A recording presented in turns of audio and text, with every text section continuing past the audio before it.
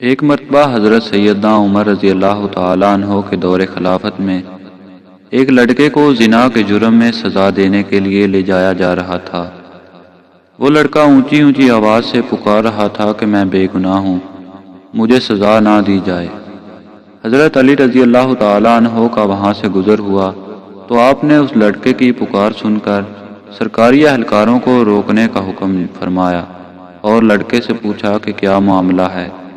لڑکے نے حضرت علی رضی اللہ تعالیٰ عنہ سے کہا کہ جناب، جس جرم کا الزام یہ مجھ پر لگا رہے ہیں وہ میں نے نہیں کیا ہے، اور یہ الزام لگانے والی میری ماں ہے۔ حضرت علی رضی اللہ تعالیٰ عنہ نے فرمایا، اس کی سزا کو روک دیا جائے، میں اس کیس کو دوبارہ سن لوں گا، اگر یہ لڑکا گناہگار ہوا تو تب سزا دینا۔ دوسرے دن حضرت علی رضی اللہ تعالیٰ عنہ نے اس لڑکے اور اس کی ماں کو عدالت میں طلب فرما لیا۔ عورت سے پوچھا کہ کیا اس نے تیرے ساتھ یہ غلط کام کیا ہے؟ اس نے کہا ہاں۔ پھر حضرت علی رضی اللہ تعالیٰ عنہ نے لڑکے سے پوچھا، یہ عورت تیری کیا لگتی ہے؟ تو اس نے جواب دیا کہ یہ میری ماں ہے۔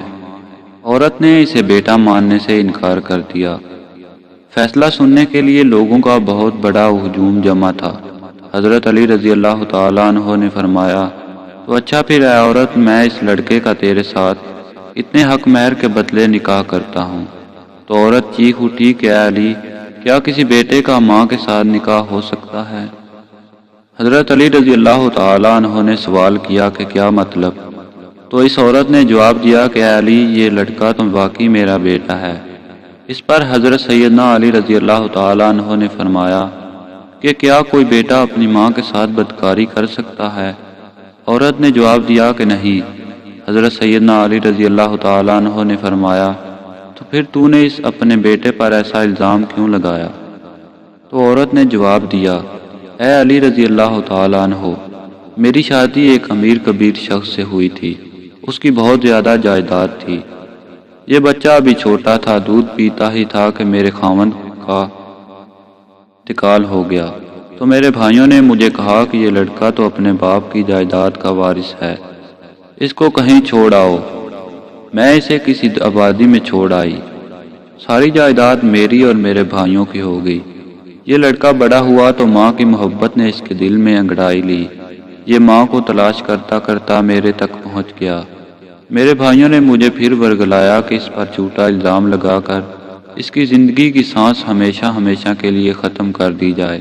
تو میں نے اپنے ہی بیٹے پر جھوٹا الزام اپنے بھائیوں کی باتوں میں آ کر لگا دیا۔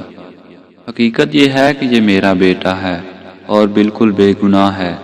جب اس قصے کا علم امیر المومنین خلیفۃ المسلمین خلیفہ دوم سیدنا عمر ابن خطاب رضی اللہ تعالیٰ عنہ کو ہوا تو آپ نے فرمایا کہ اگر آج علی نہ ہوتے تو عمر ہلاک ہو جاتا۔